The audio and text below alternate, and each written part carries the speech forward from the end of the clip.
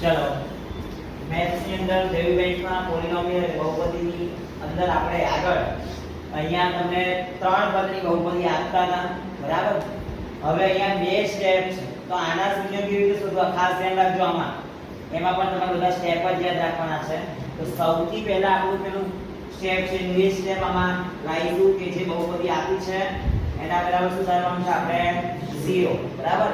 હવે 0 ધાર્યો એની પછી આપણે શું કરીશું આ બંને સ્ટેપ છે અને વર્ગમૂળ આપી દેવા. શું આપવાના વર્ગ.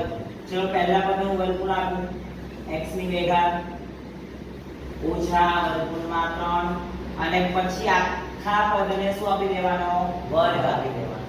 બંને પદને વર્ગમૂળ આપો અને આખા પદને શું આપવાનો વર્ગ બરાબર 0.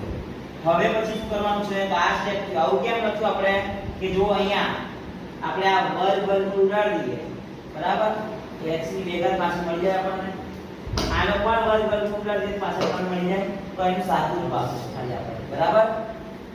હવે શું કરવાનું તો આ સ્ટેપ એકવાર છે ને વર્ગ એટલે કેટલી વાર લખવા પડે 2 વાર. તો આપણે આવું શીખ્યા હતા કે a - b નો વર્ગ બરાબર a - b અને બીજામાં a + b આવું બરાબર. અહીંયા આપણે એ જ કરવાનું છે.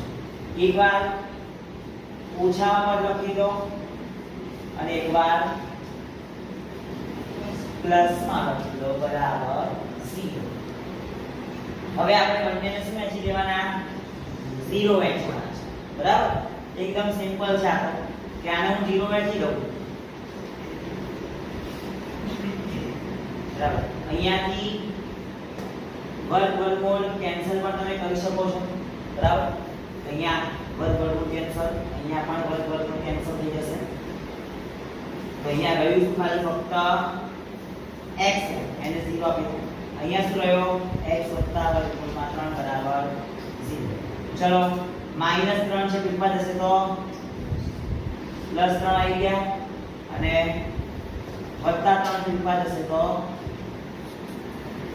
-3 બરાબર.